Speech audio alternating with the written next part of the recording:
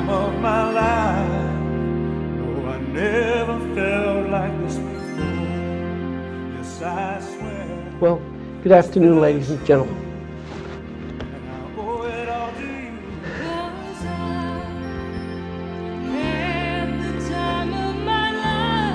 It is a proven fact that one of your deepest desires in life is to have the power to influence people and to get along well with others. If you are the owner of the health place and you were hiring a dynamic person to help you in doing that thing, how many of you here now this afternoon would be willing to hire me? I'll work very cheap. Oh, what? I heard somebody winding their watch over here. Who was that? They're trying to get it to go faster, right?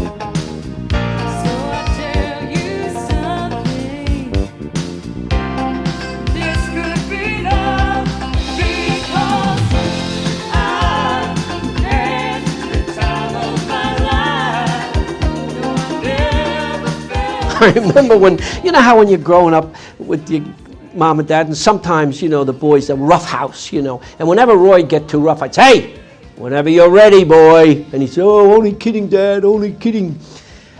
I don't know how old he was, but I think we were in the yard.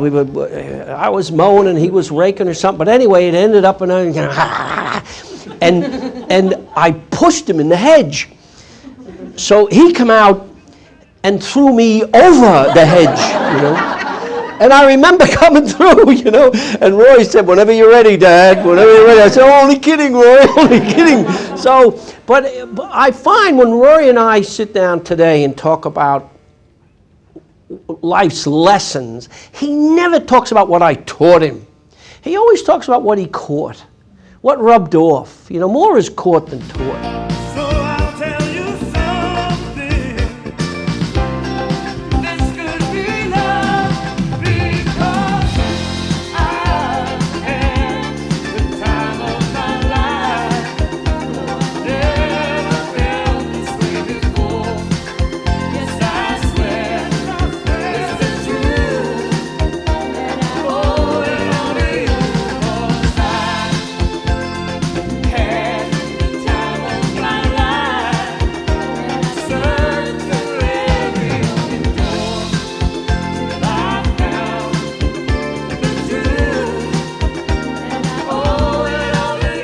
Well, I grew up in New York. I was born in Brooklyn, but when I was about 5, my parents moved to Manhattan. And after 4 or 5 months, I tracked them down. And guys, you can make progress. Don't mean you're out of the woods. You know what I mean?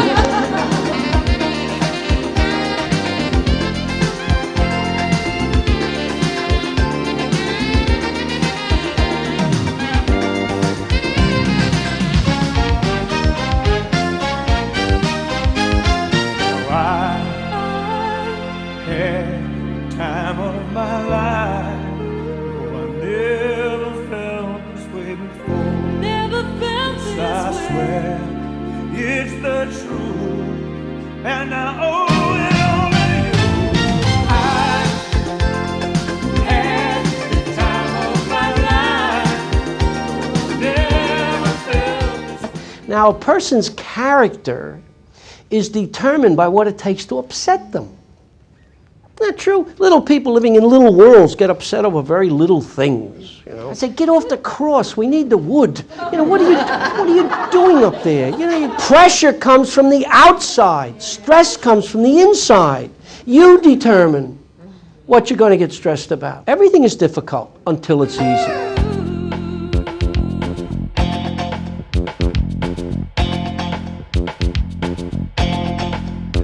I've been waiting for so long. Now I finally found someone to stand by me.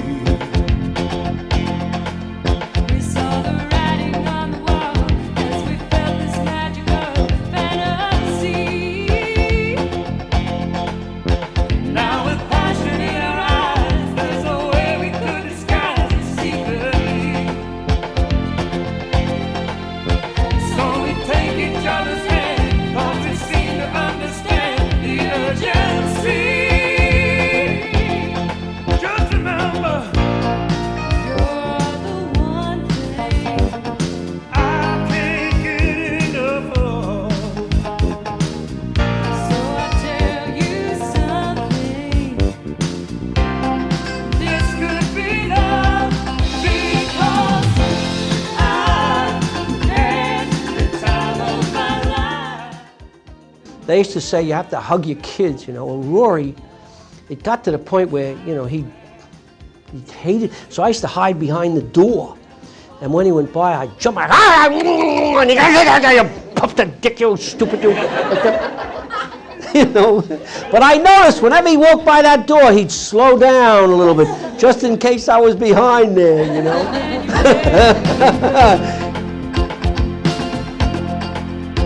So just let it go. Don't be afraid to lose control. No. Yes, I know it's on your mind. You say, stay with me tonight. Just remember, you're the one thing I can't get enough of. So I'll tell you something. Once you click into giving without expecting and receiving without forgetting, you're off and running. God bless. Now, you should get that fixed. No, I had a friend, he died doing that. He died. He was in the closet of a married woman at the time, but still.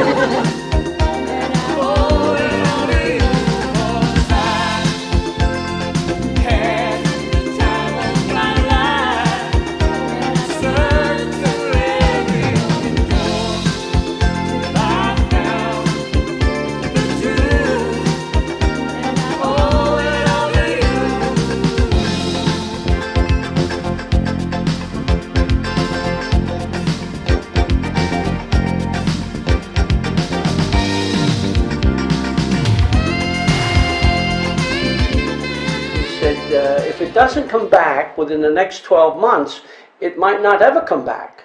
He says 50-50 it will come back with a vengeance, but I'm ready for that. And I'm going through with the doctor and the pharmacist, the scripts that I have to continue to take, you know, take this, take that. And the doctor's saying, you don't have to take that, don't take that, don't take that, don't take that. He said, oh gee, you don't have to take anything. You're clean, you know, for at least 6 weeks. And I looked down the bottom and I said, well, before I got sick, I was taking cholesterol for my, Diabex, my cholesterol. I said, do I still have to take that? And he looked at me and he said, cholesterol? He said, you've got leukemia. He said, go buy a cream bun. He said, what are you, crazy? He said, you're not going to die of a heart attack. You've got leukemia. Take one. Two. Oh, two, sorry.